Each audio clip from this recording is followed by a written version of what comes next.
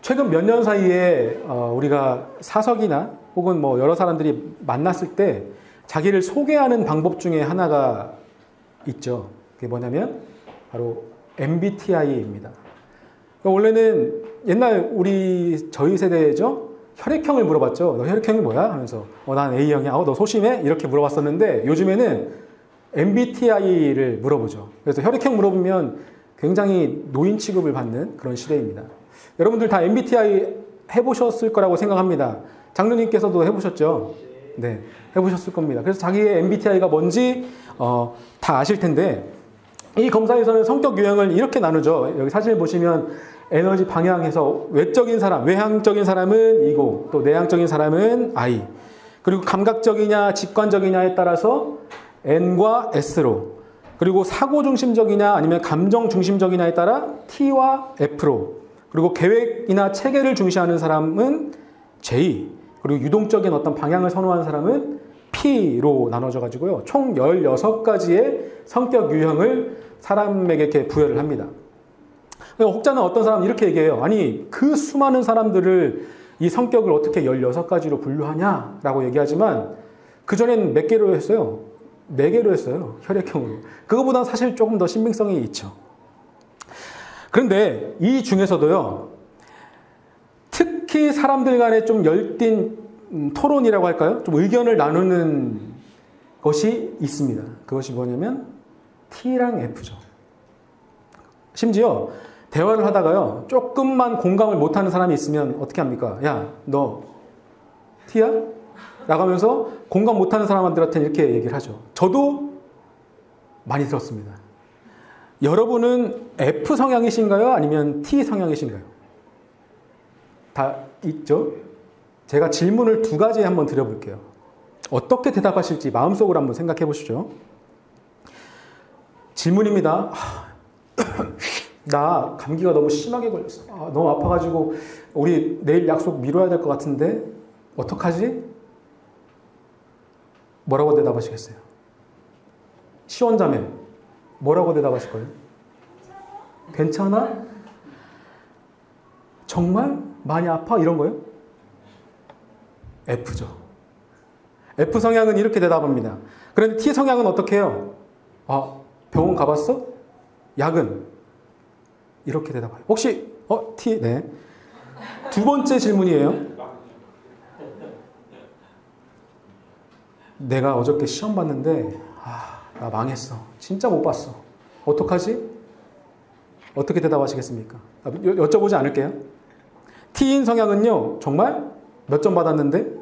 라는 것. 그리고 F인 사람은 아니야, 괜찮아, 잘 봤을 거야. 괜찮아, 다음에 또 하면 너무 속상해하지 마. 라는 거예요. T인데 F인 척 하는 사람들이 좀 있어요. 근데 왜인지 모르겠지만요, T 유형의 답변을 한 사람들은 괜히 죄인 된 것 같아요. 괜히 내가 좀 잘못한 것 같아요. 가만히 생각해보면 사실 T 성향인 사람들도요, 걱정을 하고 또 그거에 대한 공감을 해요. 단지 우선순위에 밀려서 직관적인 얘기를 먼저 할 뿐이죠. 자, 이 얘기를 왜 했냐면 이런 것들처럼요, 사람들 사이에서는요, 중요하게 생각되어지는 개념이 뭐냐면 바로 공감이라는 거예요. 이 공감이라는 단어는 이 짧은 2글자의 단어이지만 굉장히 큰 의미를 담고 있다는 겁니다. 2달 뒤죠? 2달 뒤면 총선이 있죠. 쉬는 날이라 참 좋은데요. 총선 때만 되면 그 정치가들이 하는 일이 있습니다.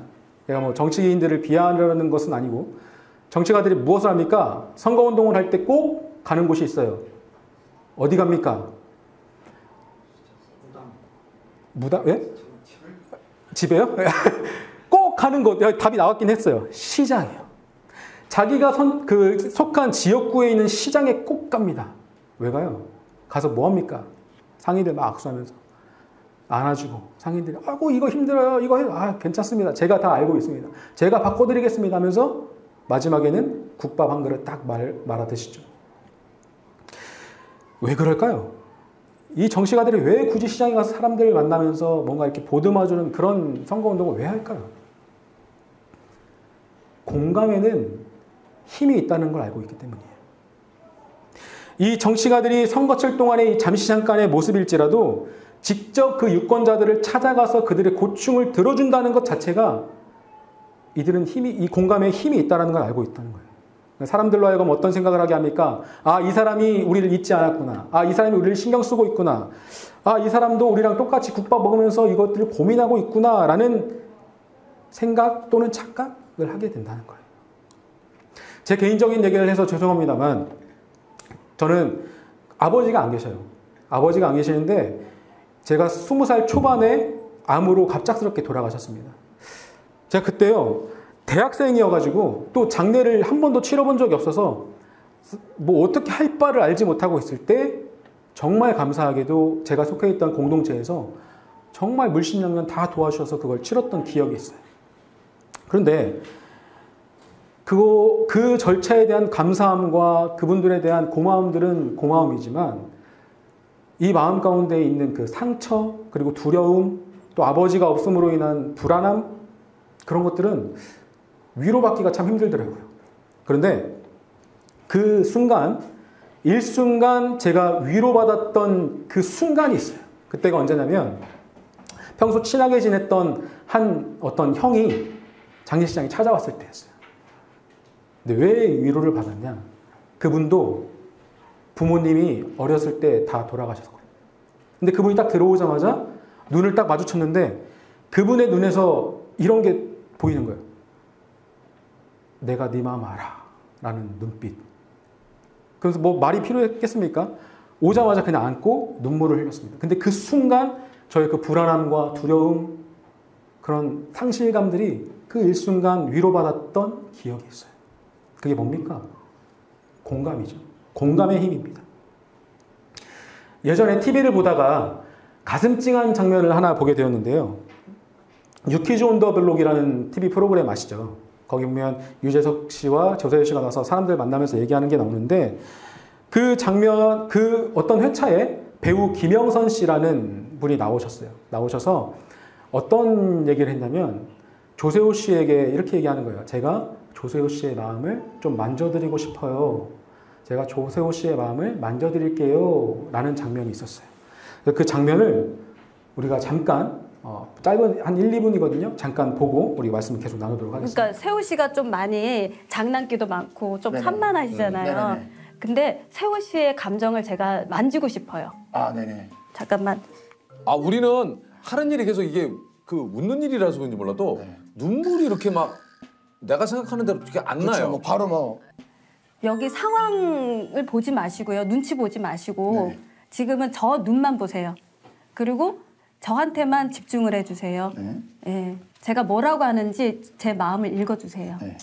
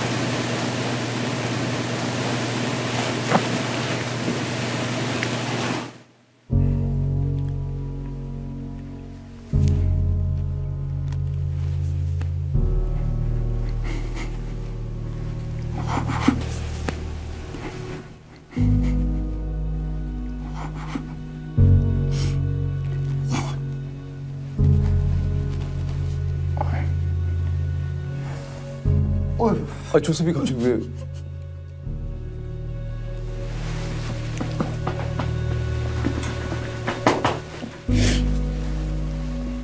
어휴. 영순 씨도 좀. 예. 와, 어휴.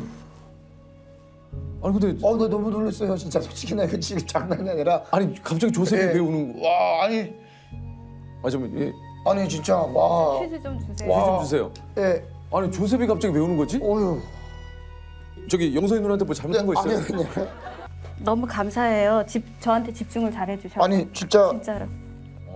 지금 이게 안 멈췄으면 막 오열을 했을 것 같은데요. 예. 우리 배우님께서 눈빛으로 응. 그냥 저를 어루만져 주셨어요. 이야. 그냥 제가 요즘에 많이 드는 생각이 그래도 뭐 저도 사람인지라 누군가한테 위로받고 싶고 뭐 예를 들면 한 번 있죠, 친구한테 있죠. 기대고 싶고 이런 적이 네. 있지만 그냥 생각만 했었는데 방금 눈빛으로 저를 너무 위로해 주시고 지금도 너무 잘하고 있고 앞으로 잘할 거예요라는 응원을 계속 보내주시니까 저도 모르게 그냥 너무 그냥 울컥하면서 눈물이 야, 흘렀던 근데 것 같아요. 나는 지금 영선 씨의 눈빛을 보지도 않았는데 네. 어떻게 그게 느껴졌을까? 여기서 조세호 씨가 말하죠. 자기를 눈빛으로 너무 위로해줬다고. 지금도 잘하고 있고 앞으로도 잘할 거라고 얘기를 하고 있는데 사실 우리가 이 장면만 봤지만 이전에 김영선 씨의 어떤 내용이 나왔었냐면 조세호 씨처럼 무명 배우 무명 배우 생활을 거쳤고 또 극단에서 어렵게 활동했던 그 지난 27년이 있었다라는 얘기가 스토리가 있었어요. 그러니까 이 손을 맞잡는 순간 조세호 씨도 아마 느꼈을 거예요. 과거의 경험을 통해 나에게 공감해주며 위로해주며 눈물을 흘려주며 나에게 용기를 주고 있구나라는 걸 느꼈기 때문에 아마 눈물을 흘리지 않았을까라는 생각을 합니다. 이것이 뭐냐면 바로 공감의 힘이라는 거예요. 공감의 힘. 우리가 봤던 뭐 저의 얘기도 그렇고 또 조세호 씨도 그렇고 그 전에 있었던 뭐 선거철의 정치인들도 그렇고 공감을 해주는 사람이 내 곁에 있다라는 것은 내 인생에 있어서 정말 큰 힘이 될 것입니다. 어떻게 여러분은 이런 분이 여러분 곁에 혹시 계신가요? 우리가 오늘 읽은 말씀은 이미 그런 사람이 우리 곁에 있다라고 얘기하고 있습니다. 그분이 누구시냐면 오늘 말씀 빌립보서 2장 6절 8절 말씀에 이렇게 기록되어 있습니다. 함께 읽겠습니다. 그는 근본 하나님의 본체시나 하나님과 동등됨을 취할 것으로 여기지 아니하시고 오히려 자기를 비워 종의 형체를 가지사 사람들과 같이 되셨고 사람의 모양으로 나타나사 자기를 낮추시고 죽기까지 복종하셨으니 곧 십자가에 죽으심이라. 아멘. 여러분, 여러분은 우리 성경 말씀에 기록된 많은 기적들 중에 가장 큰 기적이 무엇이라고 생각하시나요? 딱 떠오르는 기적들이 있죠. 홍해를 갈랐던 기적. 나병 환자를 치유했던 기적. 죽은 나사로를 살린 기적. 물이 포도주가 된 기적. 여러 가지 기적들이 여러분들 머릿속에 생각이 나실 겁니다. 그런데요, 또 그 중에 재밌는 사람은 지금 내가 교회를 다니는 것 자체가 기적이다 라는 사람도 있고요. 저는 제가 여기 서 있는 게 기적이다 라고 얘기할 수도 있겠죠. 그런데 오늘 이 말씀을 통해 본 가장 큰 기적, 성경에 기록된 가장 큰 기적은 바로 이거예요. 전지전능하신 하나님께서 자신이 만든 피조물의 모습으로 이 땅에 오셨다는 것, 이게 사실 말씀에 기록된 가장 큰 기적이 아닐까 생각이 듭니다. 여러분, 구약시대를 보십시오. 구약시대에 하나님을 만나기 위해서는, 전지전능하신 그 하나님을 만나기 위해서는 어떻게 했습니까? 제사라는 절차를 거쳐야 했죠. 자, 제사를 드립니다. 그렇다고 해서 모두가 하나님을 볼 수 있었습니까? 그렇게 못하죠. 제사를 드리면 그 성막 안에 있는 지성소에 들어가는 대제사장만 하나님을 볼 수 있어요. 그런데 그것도 어떻게 보냐? 피어오르는 연기로 형체가 없는 것으로 하나님을 볼 수 있다라고 얘기합니다. 그런데 오늘 말씀에서는 어떻게 해요? 피조물의 모습으로 오셨습니다. 인간에게 하나님의 존재란 만질 수도 없고 볼 수도 없는 실체 없는 그 신 자체인데요. 이 땅에 그 신이 내려오셨다라고 기록하고 있어요. 이것을 이사야 선지자는 이렇게 예언합니다. 제가 읽겠습니다. 그러므로 주께서 친히 징조로 너희에게 주실 것이라. 보라, 처녀가 잉태하여 아들을 낳을 것이요 그 이름을 임마누엘이라 하리라. 여러분, 임마누엘의 뜻이 무엇입니까? 하나님이 우리와 함께 하신다예요. 어떤 특정한 장소에 또 특정한 시간에 특정한 일을 할 때 함께 하신다. 연기와 같이 함께 하신다가 아니라 처녀가 잉태한 아들로, 즉 육신으로 함께 하신다는 겁니다. 이 말씀은 여기 나와 있듯이 마태복음의 서두에도 동일하게 기록되어 있습니다. 함께 읽어볼까요? 보라, 처녀가 잉태하여 아들을 낳을 것이요 그 이름을 임마누엘이라 하리라 하셨으니 이를 번역한즉 하나님이 우리와 함께 계시다 함이라. 아멘. 이 말씀에 대해서 잠깐 다른 얘기를 하자면 이 말씀의 성취가 되었을 때 한 가지 문제가 있었습니다. 그 문제가 뭐냐 하면 이 처녀가 잉태한 아들이 나사렛에서 태어난 예수라는 것 때문이었어요. 이 당시 구약 시대의 유대인들은요, 하나님의 이름을 감히 내가 입 밖으로 내기도 어려워서 또 쓸 수도 없어서 이 하나님의 이름을 다른 것으로 치환해서 불렀죠. 예를 들어 뭐 아도나이, 여호와를 아도나이, 나의 주님이라고 바꿔서 불렀는데 그 정도로 신성시된 그 하나님이요, 이 땅에 오셨을 때는 어떤 모습으로 왔었어야 돼요? 완전한 막강한 힘을 가지고 그 누구도 범접할 수 없는 모습으로 이 땅에 오셨어야 했는데 어떻게 오셨습니까? 그들의 수도였던, 그 이스라엘의 성지였던 예루살렘도 아니라 저 변방에 있는 시골에서, 그것도 냄새나는 마구간에 있는 말 구유 먹이통에서 나신 거예요. 자신들을 억압하고 억누르는 그 로마 세력을 싸그리 뒤엎어야 될 사람이 왔어야 되는데 아무것도 할 수 없는 아기가 태어났는데 저 냄새나는 곳에서 태어난 거예요. 그리고 그분이 그 누구도 할 수 없는 일을 하시고 다시 하나님 우편으로 올라가셨죠. 생각해보면요, 하나님께서 하신 일들이요, 다 이런 식이었어요. 여러분, 골리앗, 그 장성한 골리앗 장군을 무찌를 때 누구를 통해서 무찔렀습니까? 그보다 더 큰 사람을 통해서 때려 죽였어요? 아니죠. 저기 목동에 양치고 있던 사람을 통해서, 그 다윗을 통해 죽였습니다. 젊고 예뻤던 하가를 통해 일하셨습니까? 그렇지 않았죠. 늙은 사람을 통해 일했고, 많은 형들이 있는 그 형들을 통해 일한 게 아니라 거의 막내인 요셉을 통해 일하셨고. 왜 그러셨을까요? 왜 하나님은 항상 일하실 때 그렇게 연약하고 작고 늙고 그 부족한 사람들을 통해 일하셨을까? 생각해보면요, 바로 그 모습들이 바로 우리의 모습이었기 때문입니다. 스스로가 아주 그 전지전능하신 하나님께서 위대한 힘을 가지고 이 땅에 오실 수 있었지만 그 천하디 천한 곳에서 태어난 이유가 무엇이었냐? 그게 바로 우리의 모습이기 때문이에요. 만약 예수님께서, 하나님께서 풍채도 좋고 아주 뛰어난 모습으로, 힘이 있는 모습으로 이 땅에 오셨다면 우리가 믿는 기독교는 어떤 특정한 힘을 가진 사람들, 아주 센 사람들만 믿는 기독교가 되었을 거죠. 이사야 선지자는 말씀에서 이 모습을 이렇게 예언합니다. 제가 읽겠습니다. 고운 모양도 없고 풍채도 없은즉 우리가 보기에 흠모할 만한 아름다운 것이 없도다. 만약 이 땅에 오신 예수님의 모습이 우리보다 머리가 한 뼘 위에 있고 얼굴은 차은우보다 잘생겼으며 몸은 덱스보다 더 좋았더라 라고 합니다. 그러면 누가 공감할 수 있어요? 저 빼고. 아무도 공감할 수 없죠. 예수님의 모습은 소위 말하는 보통 사람의 모습으로 오셨어요. 하나님이신데 누구보다 멋진 모습으로, 잘난 모습으로 오실 수 있었지만 그렇게 오시지 않은 이유는 딱 하나예요. 딱 하나. 우리와 같은 모습으로 오셔서 우리와 같은 고민을 하시고 우리보다 더 큰 일로 상처받으셨고 우리보다 더 큰 고통을 받으셔서 지금 우리가 겪고 있는 모든 일에 스스로 공감해 주시기 위해 그렇게 오셨다라는 거예요. 왜 그러셨을까? 사실 하나님께서는 전지전능하시기 때문에 다 아시죠. 여러분들이 지금 겪고 있는 고통, 고난, 아픔, 기쁨, 슬픔, 모든 것을 다 아십니다.